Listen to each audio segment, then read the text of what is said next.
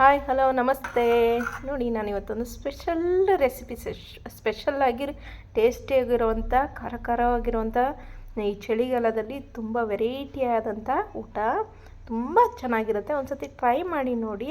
ಇಲ್ಲಿ ನಾನು ಏನೇನು ಮಾಡ್ಕೊಂಡಿದ್ದೀನಿ ಅಂತ ನೋಡೋಣ ಬನ್ನಿ. ನಾನಿಲ್ಲಿ ಫಸ್ಟು ಒಂದು ಅರ್ಧ ಕೆ ಜಿ ಚಿಕನ್ ತೊಗೊಂಡಿದ್ದೀನಿ. ಇಲ್ಲಿ ಅರ್ಧ ಕೆ ಜಿ ಚಿಕನ್ ತೊಗೊಂಡಿದ್ದೀನಿ. ಅರ್ಧ ಕೆ ಜಿ ಚಿಕನ್ಗೆ ನಾನಿಲ್ಲಿ ಅಚ್ಚ ಖಾರದ ಪುಡಿ, ಅರಿಶಿನ ಪುಡಿನ ಸೇರಿಸ್ಕೊಂಡಿದ್ದೀನಿ. ನೋಡಿ, ಇದಕ್ಕೆ ನಾನು ಅಚ್ಚ ಖಾರದ ಪುಡಿ ಚೆನ್ನಾಗಿ ವಾಶ್ ಮಾಡಿದಂಥ ಚಿಕನ್ಗೆ ನಾನಿಲ್ಲಿ ಅಚ್ಚ ಖಾರದ ಪುಡಿ ಮತ್ತು ಅರಿಶಿನ ಪುಡಿನ ಸೇರಿಸ್ಕೊಂಡಿದ್ದೀನಿ. ಇಲ್ಲಿ ನಾನು ಅದೇ ಥರನೇ ರುಚಿಗೆ ತಕ್ಕಷ್ಟು ಅಚ್ಚ ಖಾರದ ಪುಡಿ ಮತ್ತು ಧನಿಯಾ ಪುಡಿನ ಸಹ ಸೇರಿಸ್ಕೊಳ್ತೀನಿ. ಇಲ್ಲಿ ನಾನು ಚಿಕನ್ ಮಸಾಲನ ಹಾಕ್ಕೊಳ್ತಾ ಇದ್ದೀನಿ. Masala powder, packet masala powder ಹಾಕ್ಕೊತಾ ಇದ್ದೀನಿ.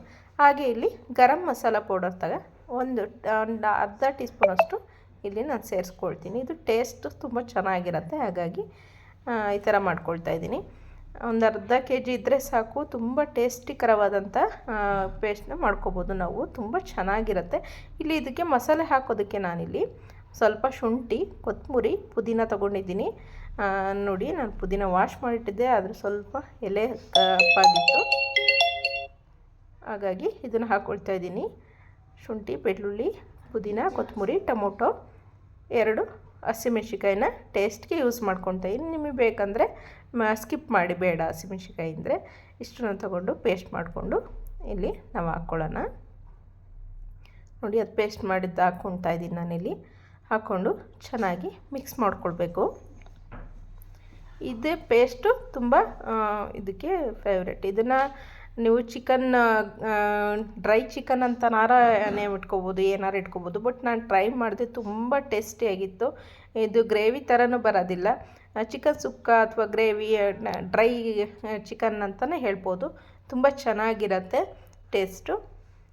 ನೋಡಿ, ಈ ಥರ ಮಾಡಿಕೊಂಡು ಚೆನ್ನಾಗಿ ಮಿಕ್ಸ್ ಮಾಡಿಕೊಂಡು ಒಂದು ಬೌಲ್ಗೆ ಹಾಕ್ಕೊಂಡು ನಾನು ಇದನ್ನು ಲಿಡ್ ಕ್ಲೋಸ್ ಮಾಡಿ ಒಂದು 10 ನಿಮಿಷ ಇದನ್ನು ಫ್ರಿಜ್ಜಲ್ಲಿ ಇಡ್ತೀನಿ. ಇದೆಲ್ಲ ಅಬ್ಸರ್ವ್ ಮಾಡ್ಕೋಬೇಕು, ಯಾಕೆಂದರೆ ಅದು ಮಸಾಲೆ ಎಲ್ಲ ಹಾಕಿರ್ತೀವಲ್ಲ, ಅಬ್ಸರ್ವ್ ಆಗಿ ಗಟ್ಟಿಗೆ ಆದಷ್ಟು ತುಂಬ ಟೇಸ್ಟ್ ಹಿಡಿಯುತ್ತೆ, ಚೆನ್ನಾಗಿರುತ್ತೆ. ಸ್ವಲ್ಪ ಉಪ್ಪೆಲ್ಲ ಹಾಕಿ ಮಿಕ್ಸ್ ಮಾಡಿಕೊಂಡು ನಾನು ಫ್ರಿಜ್ಜಲ್ಲಿ ಇಟ್ಕೊಳ್ತಾ ಇದ್ದೀನಿ. ಒಂದು 10 ನಿಮಿಷ ಫ್ರಿಜ್ಜಲ್ಲಿ ಇರಲಿ, ಒಂದು 10ರಿಂದ ಅರ್ಧ ಗಂಟೆ. ಈಗ ಇದ್ರ ಜೊತೆಗೆ ನಾನು ರೈಸ್ ಮತ್ತು ರಸಮ್ ಮಾಡ್ಕೊಳ್ತಾ ಇದ್ದೀನಿ. ರಸಮ್ಗೆ ಏನೆಲ್ಲ ಬೇಕು ಅಂತಲೂ ಸಹ ಹೇಳ್ತೀನಿ. ಇಲ್ಲಿ ನಾನು ರೈಸ್ಗೆ ರೆಡಿ ಮಾಡ್ಕೊಳ್ತಾ ಇದ್ದೀನಿ. ರೈಸ್ಗೆ ಇಕ್ತಾಯಿದ್ದೀನಿ. ನೋಡಿ, ನನಗೆ ಎಷ್ಟು ಬೇಕಷ್ಟಿಗೆ ಒಂದು ಟೈಮಿಗೆ ಅಕ್ಕಿ ಹಾಕ್ಕೊಂಡು ನಾನು ವಾಶ್ ಮಾಡಿಕೊಂಡು ಇಲ್ಲಿ ಕುಕ್ಕರ್ನ ಲಿಡ್ ಕ್ಲೋಸ್ ಮಾಡಿ ಇಡ್ತಾಯಿದ್ದೀನಿ. ಇಲ್ಲಿ ನಾನು ರಸಮ್ ಮಾಡೋದಕ್ಕೆ ಕೊತ್ತಂಬರಿ ಹಾಕ್ತಾಯಿದ್ದೀನಿ, ಸ್ವಲ್ಪ 1-2 ಹಸಿಮೆಣ್ಸಿಕಾಯಿ ಹಾಕ್ತಾಯಿದ್ದೀನಿ. ರುಚಿಗೆ ತಕ್ಕಷ್ಟು. ಹಸಿಮೆಣ್ಸಿಕಾಯಿ ಬೇಡ ಅಂದರೆ ಸ್ಕಿಪ್ ಮಾಡ್ಕೊಳ್ಳಿ. ನಾನಿಲ್ಲಿ ಟೇಸ್ಟ್ ಸಿಗುತ್ತೆ ಅಂತ ಸ್ವಲ್ಪ ಹಸಿಮೆಣ್ಸಿಕಾಯಿ ಹಾಕ್ಕೊಳ್ತಾಯಿದ್ದೀನಿ. ಒಂದು ಚಿಕ್ಕ ನಿಂಬೆಹಣ್ಣಿನ ಗಾತ್ರ ಹುಣಸೆಹಣ್ಣು ಹಾಕ್ಕೊಳ್ತಾಯಿದ್ದೀನಿ. ಒಂದು ಟೊಮೊಟೊನ ಕಟ್ ಮಾಡಿ ಹಾಕ್ಕೊಳ್ತಾಯಿದ್ದೀನಿ. ಅದಾದ ನಂತರ ನಾನಿಲ್ಲಿ ಸ್ವಲ್ಪ ಜೀರಿಗೆ ಹಾಕ್ಕೊಳ್ತೀನಿ. 1 ಟೀ ಸ್ಪೂನ್ ಜೀರಿಗೆ ಹಾಕ್ಕೊಳ್ಳಿ. ಜೀರಿಗೆ ಮೆಣಸಿದ್ರೆ ತುಂಬ ಟೇಸ್ಟ್ ಇರುತ್ತೆ ಈ ರಸಮ್ಗೆ. ಈಸಿಯಾಗೂ ಸಹ ಫಾಸ್ಟಾಗಿ ಆಗುತ್ತೆ. ಹಾಗೆ ಮೆಣಸು ಸಹ ನಾನು 1 ಟೀ ಸ್ಪೂನಷ್ಟು ಮೆಣಸು ಹಾಕ್ಕೊಂಡಿದ್ದೀನಿ. ಇಷ್ಟನ್ನು ನಾನು ಚೆನ್ನಾಗಿ ಮಿಕ್ಸಿ ಮಾಡ್ಕೊಳ್ಳೋಣ. ಚೆನ್ನಾಗಿ ಫೈನ್ ಪೇಸ್ಟ್ ಆಗಬೇಕು, ಆ ಥರ ಮಿಕ್ಸಿ ಮಾಡ್ಕೊಳ್ಳಿ. ಇಷ್ಟೇ, ತುಂಬ ಫಾಸ್ಟಾಗಿ ಆಗುತ್ತೆ, ಸಖತ್ ಟೇಸ್ಟಿಯಾಗಿರುತ್ತೆ ನೀವು ರೈಸ್ಗೆ ಮಾಡಿಕೊಂಡ್ರೆ. ನಾನಿಲ್ಲಿ ಒಂದು ಪ್ಯಾನ್ ಇಟ್ಕೊಂಡು, ಒಂದು ಪಾತ್ರೆ ಇಟ್ಕೊಂಡು ಅದಕ್ಕೆ ಸ್ವಲ್ಪ ಆಯಿಲ್ ಹಾಕ್ಕೊಂಡು ನಾನು ಸಾಸಿವೆನ ಹಾಕ್ಕೊಳ್ತೀನಿ. ಆಯಿಲ್ ನನಗೆ ಬಿಸಿ ಆಯಿತು, ಸಾಸಿವೆ ಹಾಕ್ಕೊಳ್ಳೋಣ.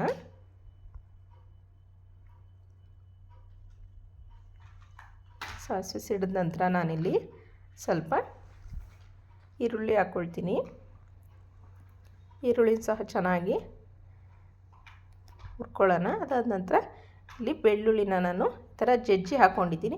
ನೀವು ರುಬ್ಬಕ್ಕೆ ಬೇಕಾದರೂ ಹಾಕ್ಕೋಬೋದು, ಇಲ್ಲ ಈ ಥರ ಜಜ್ಜಿ ಹಾಕ್ಕೋಬೋದು. ನಾನು ರುಬ್ಬಕ್ಕೆ ಹಾಕಿಲ್ಲ, ಹಾಗಾಗಿ ಇಲ್ಲಿ ಮಿಕ್ಸಿ ಇದು ಜಜ್ಜಿಬಿಟ್ಟು ಹಾಕ್ಕೊಳ್ತಾ ಇದ್ದೀನಿ. ಈ ಥರ ಬಾಯಿಗೆ ಸಿಗುವಾಗ ರಸಮಲ್ಲಿ ತುಂಬ ಟೇಸ್ಟ್ ಸಿಗುತ್ತೆ, ಹಾಗಾಗಿ ನಾನಿಲ್ಲಿ ಈ ಥರ ಜಜ್ಜಿ ಒಗ್ಗರಣೆಗೆ ಹಾಕ್ಕೊಳ್ತಾ ಇದ್ದೀನಿ. ಇಲ್ಲಿ ಮಿಕ್ಸ್ ಮಾಡಿರೋವಂಥ ಖಾರನ ಸಹ ನಾನಿಲ್ಲಿ ರಸಮ್ಗೆ ರುಬ್ಬಿರೋವಂಥ ಖಾರನ ಹಾಕ್ಕೊಂಡು, ನನಗೆ ನೀರು ಕ್ವಾಂಟಿಟಿ ಎಷ್ಟು ಬೇಕೋ ಖಾರಕ್ಕೆ ಉಪ್ಪಿಗೆ ತಕ್ಕನಾಗೆ ನಾನು ನೀರನ್ನ ಆ್ಯಡ್ ಮಾಡ್ಕೊಳ್ತಾಯಿದ್ದೀನಿ. ಸ್ವಲ್ಪ ತೆಳು ಮಾಡ್ಕೊಳ್ಳಿ, ರಸಮ್ ಅಂದರೆ ತೆಳುಗೆ ಇರಬೇಕು. ನಾನು ಉಪ್ಪು ಸಹ ರುಚಿಗೆ ತಕ್ಕಷ್ಟು ಆ್ಯಡ್ ಮಾಡ್ಕೊಳ್ತಾಯಿದ್ದೀನಿ. ಹಾಗೆ ನೀರನ್ನು ಸಹ ಎಷ್ಟು ಬೇಕಷ್ಟು ನೋಡಿಕೊಂಡು ಹಾಕ್ಕೊಳ್ಳಿ. ಸ್ವಲ್ಪ ತೆಳು ಇದ್ದರೆ ತುಂಬ ಚೆನ್ನಾಗಿರುತ್ತೆ. ಈ ಥರ ಎಲ್ಲ ಮಿಕ್ಸ್ ಮಾಡ್ಕೊಂಡು ನಂತರ ನಮಗೆ ನೀರು ಕ್ವಾಂಟಿಟಿ ಎಲ್ಲ ನೋಡ್ಕೊಂಡು ನಂತರ ನಾವಿಲ್ಲಿ ಸ್ವಲ್ಪ ಕೊತ್ತಂಬರಿನ ಮೇಲ್ಗಡೆ ಹಾಕ್ಕೊಳ್ಳೋಣ. ಇದು ಚೆನ್ನಾಗಿ ಒಂದು ಕುದಿ ಬರಬೇಕು ನಮಗೆ. ನೋಡಿ, ನನಗೆ ಒಂದು ಕುದಿ ಸ್ಟಾರ್ಟ್ ಆಯಿತು. ಚೆನ್ನಾಗಿ ಒಂದು ಕುದಿ ಬರಬೇಕು, ತುಂಬ ಫ್ಲೇವರ್ ಚೆನ್ನಾಗಿರುತ್ತೆ.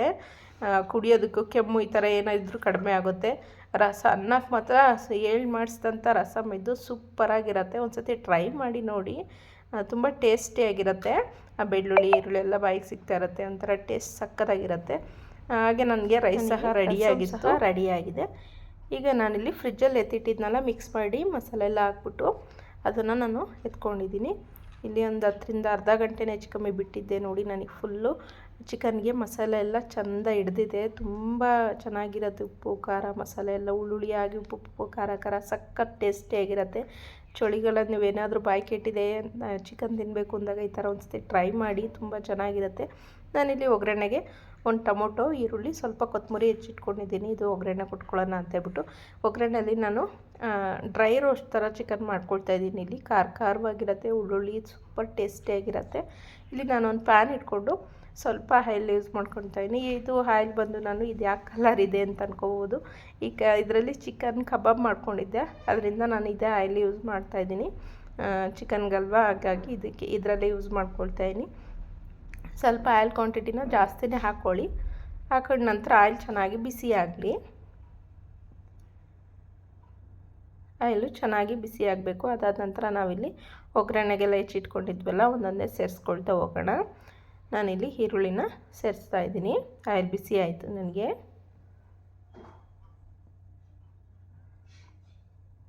ಈರುಳ್ಳಿನ ಚಿಕ್ಕದಾಗಿ ಈ ಥರ ಕಟ್ ಮಾಡ್ಕೊಂಡಿರಬೇಕು. ದಪ್ಪಗೆಲ್ಲ ಇರಬೇಡ್ದು. ಒಂದು ಸ್ವಲ್ಪ ಅದನ್ನು ಚಿಕ್ಕದಾಗಿ ಥರ ಮಾಡ್ಕೊಳ್ಳಿ. ಅದನ್ನು ಚೆನ್ನಾಗಿ ಈರುಳ್ಳಿನ ಫ್ರೈ ಮಾಡ್ಕೊಳ್ಳಿ. ಆಯಿಲಲ್ಲಿ ಚೆನ್ನಾಗಿ ಫ್ರೈ ಆಗಬೇಕು. ನೀಟಾಗಿ ಕೈ ಆಡಿಸ್ಕೊತಾನೆ ಒತ್ತದಂಗೆ ನೀಟಾಗಿ ಫ್ರೈ ಮಾಡ್ಕೊಳ್ಳಿ, ಮೀಡಿಯಮ್ ಫ್ಲೇಮಲ್ಲಿ ಇಟ್ಕೊಂಡು. ತುಂಬ ಟೇಸ್ಟಿಯಾಗಿರುತ್ತೆ. ಸಖತ್ ರುಚಿಕರವಾದ ಊಟ ಅಂತಲೂ ಹೇಳ್ಬೋದು. ಅನ್ನ ರಸಮ್ ಜೊತೆ ಈ ಥರ ಚಿಕನ್ ಮಾಡಿಕೊಂಡ್ರೆ ತುಂಬ ಚೆನ್ನಾಗಿರುತ್ತೆ. ಈಗ ನಾನು ಟೊಮೊಟೊನೂ ಸಹ ಅದ್ರ ಜೊತೆ ಸೇರಿಸ್ಕೊಂಡು ಚೆನ್ನಾಗಿ ಮಿಕ್ಸ್ ಮಾಡ್ಕೊಳ್ತಾ ಇದ್ದೀನಿ.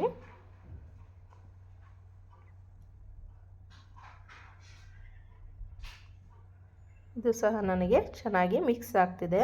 ನೋಡಿ ಈ ಥರ ಚೆನ್ನಾಗಿ ಬೆಂದ್ಬಿಡ್ಬೇಕದು. ಈರುಳ್ಳಿ ಟೊಮೊಟೊ ಎಲ್ಲ ಚೆನ್ನಾಗಿ ಬೇಯಬೇಕು. ಈಗ ಇದಕ್ಕೆ ಸ್ವಲ್ಪ ಉಪ್ಪು ಹಾಕ್ತೀನಿ. ಉಪ್ಪಾದ ನಂತರ ಇನ್ನು ಸ್ವಲ್ಪ ಸಾಫ್ಟಾಗಿ ಚೆನ್ನಾಗಿ ಬೇಯುತ್ತೆ. ನಾನಿಲ್ಲಿ ಪುಡಿ ಉಪ್ಪನ್ನ ಯೂಸ್ ಮಾಡ್ತಿಲ್ಲ, ಕಲ್ಲುಪ್ಪನ್ನ ಯೂಸ್ ಮಾಡ್ತಾಯಿದ್ದೀನಿ. ಇದು ಒಗ್ಗರಣೆಲ್ಲೇ ಹಾಕಿದೆಲ್ಲ ಚೆನ್ನಾಗಿ ಬೇಯ್ಕೊಳ್ಳುತ್ತೆ. ಇದಕ್ಕಾಗೋಷ್ಟು ಹಾಕಿದ್ರೆ ಸಾಕು ನಾವು, ಯಾಕೆಂದರೆ ಚಿಕನ್ಗೆ ಹಾಕಿರ್ತೀವಿ ಆಲ್ರೆಡಿ, ಮತ್ತು ಹಾಕೋ ಅವಶ್ಯಕತೆ ಇರಲ್ಲ. ಬೇಕು ಅಂದರೆ ನೋಡಿ ಹಾಕ್ಕೊಳ್ಬೇಕಾಗತ್ತೆ ಅಷ್ಟೇ.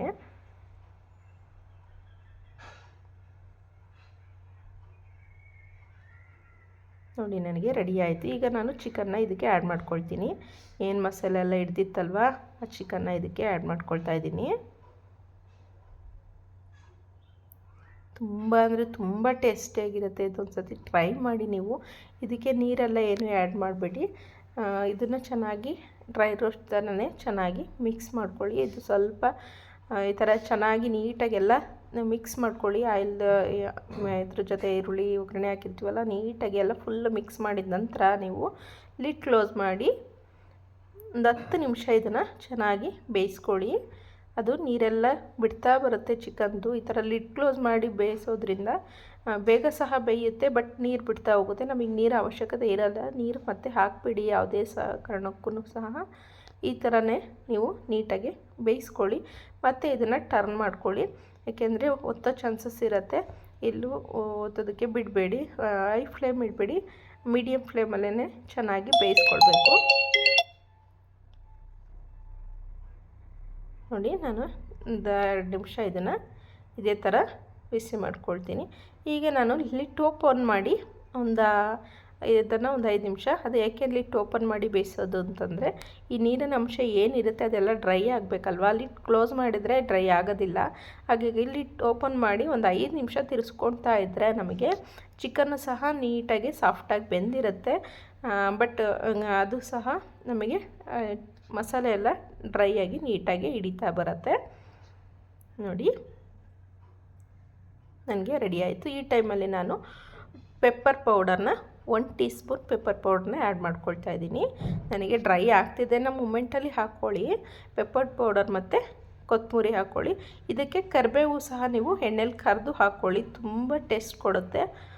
ನಾನಿಲ್ಲಿ ಕರಿಬೇವನ್ನ ಹಾಕ್ಕೊಂಡಿಲ್ಲ.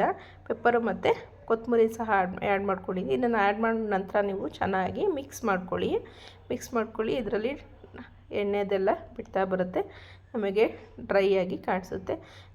ತುಂಬ ಟೇಸ್ಟಿಯಾಗಿರುತ್ತೆ. ಖಾರ, ಉಪ್ಪು, ಹುಳಿ ಸಕ್ಕತ್ತಾಗಿರುತ್ತೆ.